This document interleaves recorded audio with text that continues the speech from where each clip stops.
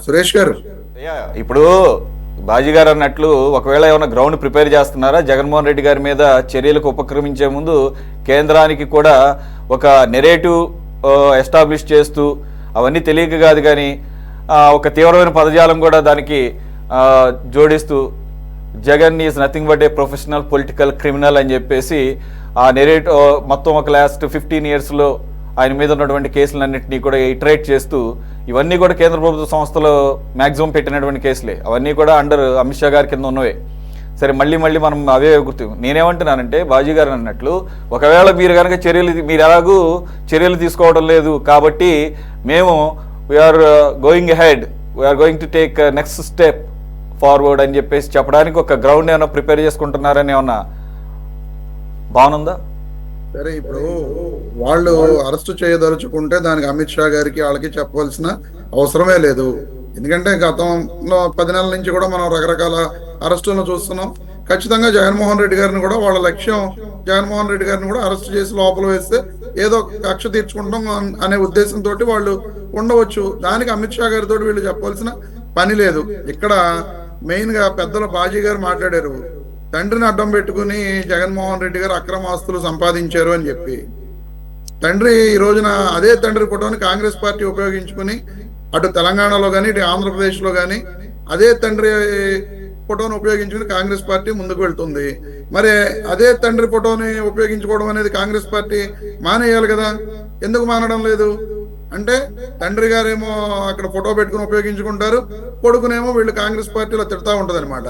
Clear గా parliament లో అప్పటి ప్రతిపక్ష నాయకురాలుగా ఉన్న సుష్మా స్వరాజ్ గారు క్లియర్ గా చెప్పడం జరిగింది, ఇలా అక్రమ కేసులు పెట్టి జగన్మోహన్ రెడ్డి గారిని కాంగ్రెస్ పార్టీ తన చెప్పు చేతుల్లోకి తీసుకురావడానికి ప్రయత్నాలు చేస్తుంది అని చెప్పి సుష్మా స్వరాజ్ గారు నిండు లోక్సభలో మాట్లాడటం జరిగింది.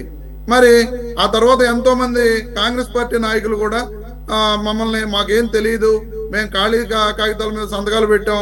డిఎల్ రవీంద్రారెడ్డి గారు కూడా చెప్పడం జరిగింది, నన్ను సంతకం పెట్టమని అడిగారు, నా స్నేహితుడు కొడుకు మీద అలాంటి తప్పుడు కేసులు నేను పెట్టను అని చెప్పి నేను చెప్పానని చెప్పి కూడా మాజీ శాసనసభ్యులు మాజీ మంత్రివర్యులు డిఎల్ రవీంద్రారెడ్డి గారు కూడా చెప్పడం జరిగింది.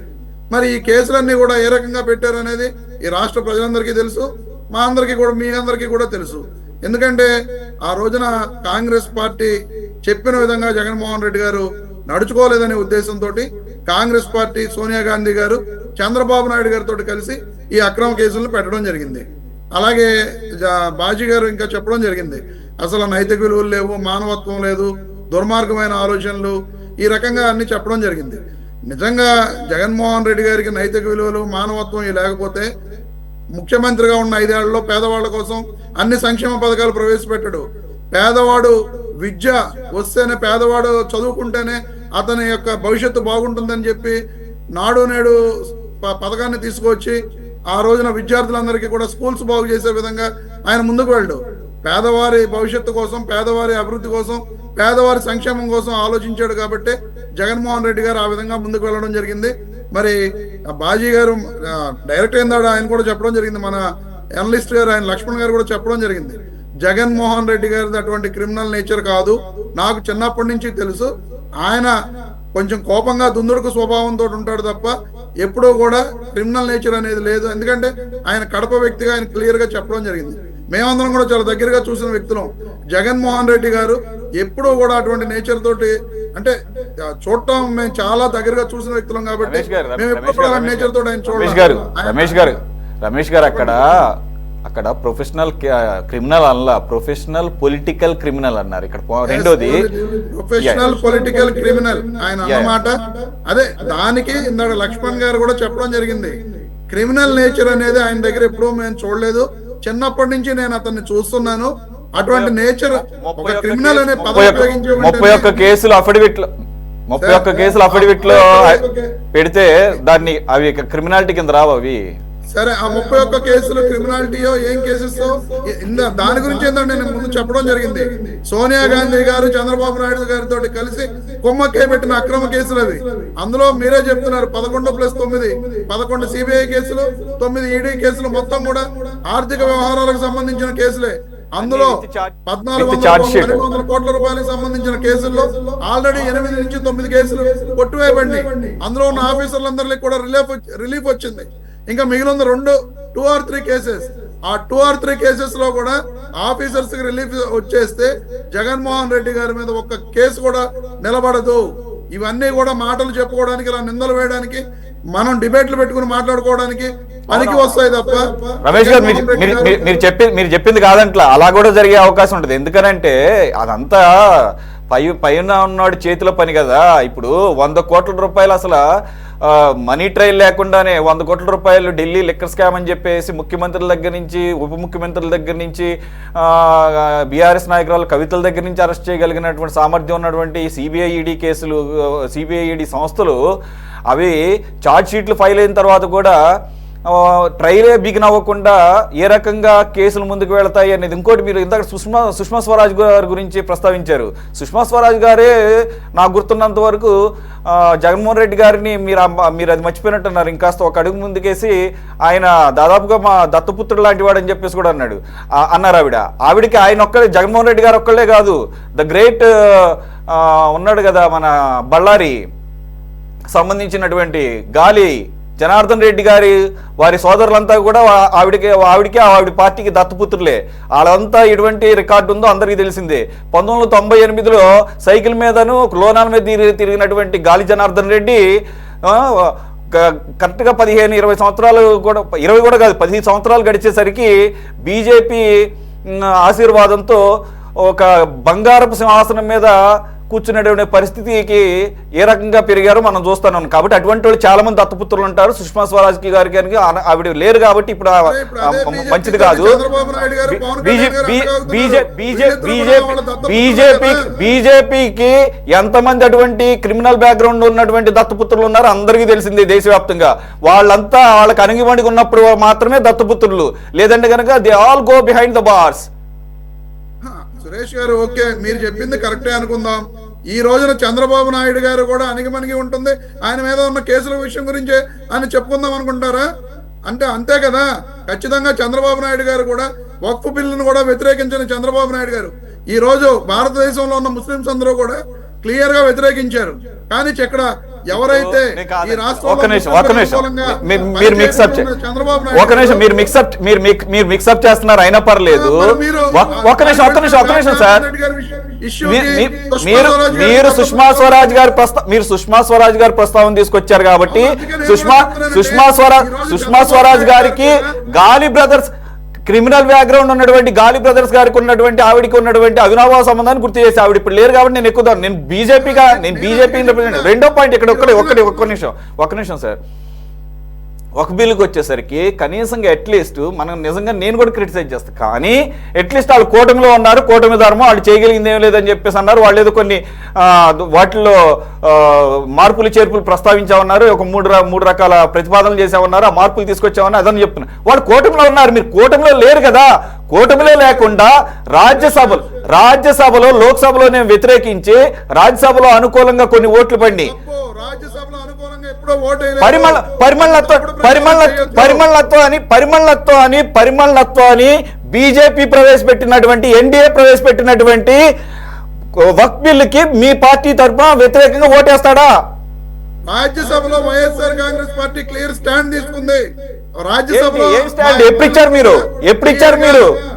విప్ ఎప్పుడు ఇచ్చారు మీరు? ఎందుకు ఇవ్వలేదు సార్? మీరు చూడలేదు? ఎప్పుడు? తర్వాత రోజా?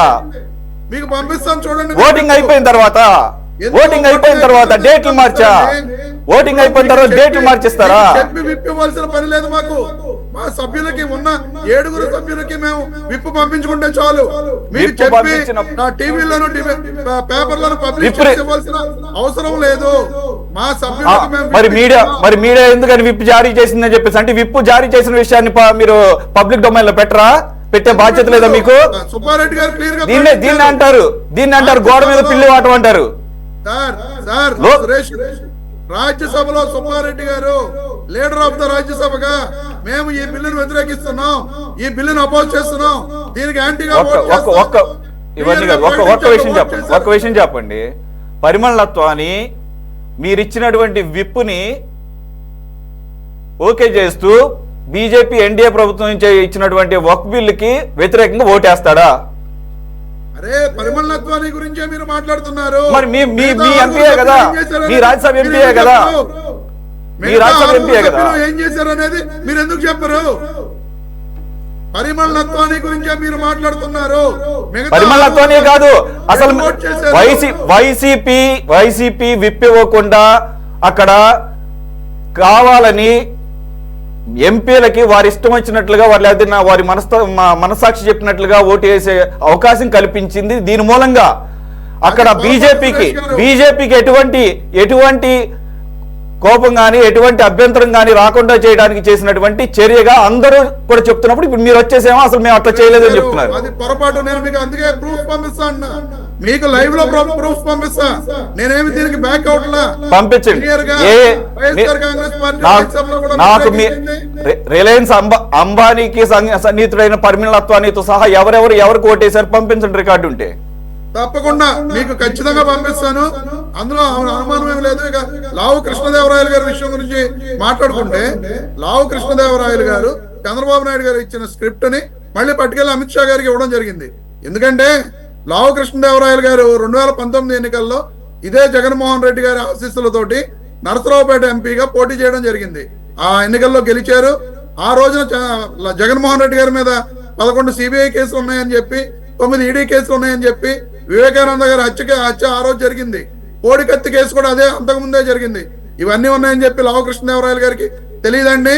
ఈ రోజున బెయిల్ మీద ఉన్నారు జగన్మోహన్ రెడ్డి గారు అన్నారు. చంద్రబాబు నాయుడు గారు బెయిల్ మీద లేకుండా ఏమన్నా మామూలుగా ఉండే తిరుగుతున్నారా? చంద్రబాబు నాయుడు గారు కూడా బెయిల్ మీద ఉన్నారన్న సంగతి లావు కృష్ణదేవరాయలు గారికి తెలియదా? ఈ రకంగా చంద్రబాబు నాయుడు గారు ఇచ్చిన స్క్రిప్ట్ ని లావు కృష్ణదేవరాయలు గారు పట్టుకెళ్లి అమిత్ షా గారికి ఇచ్చి ఈయన ఏదో చూడండి అని చెప్పి చెప్పడం జరిగింది. ఇంకా ఆయన చెబుతున్నారు క్లియర్ గా, లావు కృష్ణదేవరాయలు గారు విడుదల రజనీ గారి విషయంలో అసలు ఆవిడ ఫోన్ కాల్ లిస్టు ఈయనకు అవసరం ఏంటండి? పర్సనల్ గా ఫోన్ కాల్ లిస్టు తీయమని చెప్పి ఆ రోజున ఒక డిఎస్పీని ఆదేశిస్తే ఆ విషయం తెలిసిన విడుదల రజనీ గారు జగన్మోహన్ రెడ్డి గారికి కంప్లైంట్ చేస్తే జగన్మోహన్ రెడ్డి గారు ఈయన మందలించిన సంగతి మొన్ననే విడుదల రజనీ గారు చెప్పడం జరిగింది. ఆ విషయం బయట పెట్టిన తర్వాత లావు కృష్ణదేవరాయలు గారు మీరు మొదలు పెట్టారు, దీని సంగతి నేను తెలుస్తానని చెప్పి ఈ రకంగా లెటర్లు అమిత్ షా గారికి ఇస్తూ రకరకాల డ్రామాలు ఈ రోజున లావు కృష్ణదేవరాయలు గారు నడుపుతున్నారు తప్ప జగన్మోహన్ రెడ్డి గారు నడపడం లేదు. అంతేకాకుండా ఆయన రాసిన లెటర్లో ఒక మరణం మీద భావోద్వేగాలు రెచ్చగొడుతున్నారంట జగన్మోహన్ రెడ్డి గారు. అది ఒక సహజ మరణం అండి. పాపిరెడ్డిపల్లిలో జరిగింది మరణమా? అది ఒక హత్యని ఈయన మరణం కింద ఎలాగా ఉటంకిస్తారు? హత్య జరిగితే ఆ హత్యలో అక్కడ జరిగిన వైఎస్ఆర్ కాంగ్రెస్ పార్టీ నాయకుడు చనిపోతే ఆయన పరామర్శకు వెళితే దాన్ని ఒక మరణం కింద చిత్రీకరిస్తూ రకరకాలుగా ఈయన లెటర్ రాస్తారు. మరి అది కరెక్ట్ అంటారా? ఆ హత్యలో పరామర్శకు వెళ్లాల్సిందే. ఒకసారి ఆ విజువల్స్ అక్కడ విజువల్స్ కనపడుతున్నాయి. ఎక్కడన్నా గానీ పరామర్శకు సంబంధించినటువంటి పరిస్థితులు కానీ ఆ నేపథ్యం కానీ కనపడుతుంది. అక్కడ అసలు ఏమన్నా పరామర్శకు సంబంధించినటువంటి విజువల్స్ మనం చూస్తున్నాం. అక్కడ ఏంటండి బలప్రయోగం? ఏంటా బలప్రయోగం?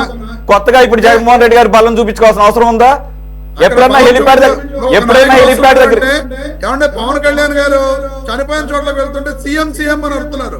తిరుపతి వెళితే ఎవరిని మన జరిగిన తొక్కిసలాట బాధితుల్ని పరామర్శించడానికి వెళితే పవన్ కళ్యాణ్ గారిని సీఎం అని అరిచారు. గుర్తుందా మీకు? గుర్తుందా?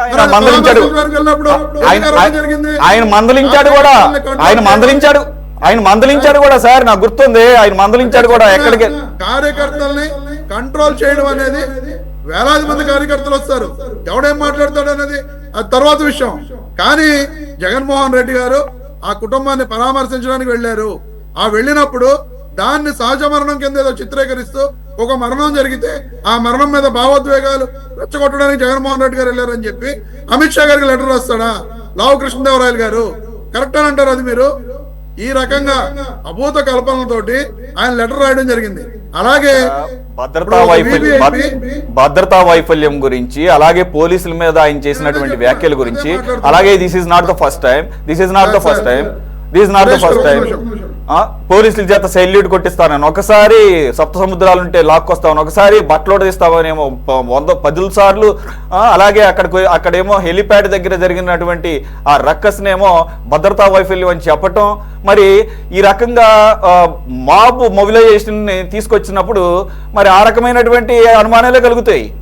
అదే చెప్తున్నా సురేష్ గారు, వినండి. ఇప్పుడు సరే, ఇప్పుడు వీళ్ళు భద్రత కల్పించలేకపోతున్నారు, రాష్ట్ర ప్రభుత్వం భద్రత కల్పించడంలో ఫెయిల్ అయింది. హెలికాప్టర్ అక్కడ విండ్షీల్డ్ పగిలింది అని చెప్పి ఒక వివిఐపి వెళ్ళడం అనేది కరెక్ట్ కాదు, రిస్క్ తో కూడుకున్నట్టు ఉంటది. మేము వివిఐపిని తీసుకెళ్ళలేమంటే ఈ హెలికాప్టర్ పైలట్ చెప్పిన తర్వాత వీళ్ళు రోడ్ మార్గాన్ని వెళ్ళడం జరిగింది తప్ప ఇదేదో డ్రామా క్రియేట్ చేయడానికి చేశారన్నట్టుగా లెటర్లో ఆయన మెన్షన్ చేయడం జరిగింది. ఇప్పుడు ఒక బుల్లెట్ ప్రూఫ్ వెహికల్ లో ఒక వివిఐపి వెళ్తున్నప్పుడు డోరు బాగోకపోయినా సరే, ఆ డోర్ బాగోకపోయినా సరే వివిఐపిని దాంట్లో తీసుకెళ్ళడానికి ఒప్పుకోరు. అలాగే ఒక హెలికాప్టర్ లో విండ్షీల్డ్ పగిలిందని చెప్పి ఆయన చెప్పినప్పుడు బ్రేక్ అయింది, అది ఆ బ్రేక్ అయిందని చెప్పి పైలట్ చెప్పిన తర్వాత మాత్రం వీళ్ళు రోడ్డు మార్గాన్ని వెళ్ళారు తప్ప ఈయనేమి డ్రామా ఆడటానికో లేకపోతే దానికి కావాలని చెప్పి క్రియేట్ చేయడానికో ఇది ఎక్కడ చేసిన సంఘటనలు కాదు. దాని మీద మళ్ళీ ఎంక్వైరీకి వెళ్ళారు. రేపొద్దున నిజాలు తెలుస్తాయి. నిజంగా రాష్ట్ర ప్రభుత్వం నిజంగా జగన్మోహన్ రెడ్డి గారు ఎన్ని కుట్రలతో చేస్తున్నారు అన్నప్పుడు రాష్ట్ర ప్రభుత్వం ఒక ఎంక్వైరీ వేసి ఆ ఎంక్వైరీని ముందు పెట్టి చేయొచ్చు కదా. అమిత్ షా గారి దాకా వెళ్ళాల్సిన అవసరం ఉన్నది అంటే రాష్ట్ర ప్రభుత్వం పరోక్షంగా ఫెయిల్ అవుతుందని అర్థం. ఇక్కడ కృష్ణదేవరాయలు గారు రాష్ట్ర ప్రభుత్వం ఫెయిల్ అవుతుందని చెప్పి మేము చేయలేకపోతున్నాం అని అమిత్ షా గారికి చెబుతున్నారా? ఈ రకమైన కుట్రలు కుతంత్రాలతోటి చంద్రబాబు నాయుడు గారు రకరకాల లెటర్లు హోమ్ మినిస్టర్ అమిత్ షా గారు, కేంద్ర హోంమంత్రి గారికి రాపిస్తూ ఈ రకమైన డ్రామాలు చంద్రబాబు నాయుడు గారు ఆడిస్తున్నారు తప్ప ఎక్కడా కూడా జగన్మోహన్ రెడ్డి గారు కుట్రలు కుతంత్రాలు అనేది చేయడంలా. ఇవన్నీ కూడా భవిష్యత్తులో, ఎందుకంటే అలాగే ఎంక్వైరీ జరుగుతాయి. ఇప్పుడు వెళ్ళారు కదా ఆ ఏవియేషన్ కంపెనీ దగ్గరికి, చాపర్ దగ్గరికి వెళ్ళారు వాళ్ళు, మళ్ళీ కేంద్ర పౌర విమానయాన శాఖ మంత్రి గారితో దగ్గర అక్కడ కూడా పెట్టడం జరిగింది. భవిష్యత్తులో ఇవన్నీ బయటకు వస్తాయి. ఖచ్చితంగా ఎవరు నిజం ఎవరు అబద్ధం అనేది రాష్ట్ర ప్రజలందరికీ తెలుస్తుంది. భవిష్యత్తులో ఈ విషయాలన్నీ కూడా బయటకు వస్తాయని చెప్పి నేను తెలియజేస్తున్నాను సురేష్ గారు. ఓకే రమేష్ గారు.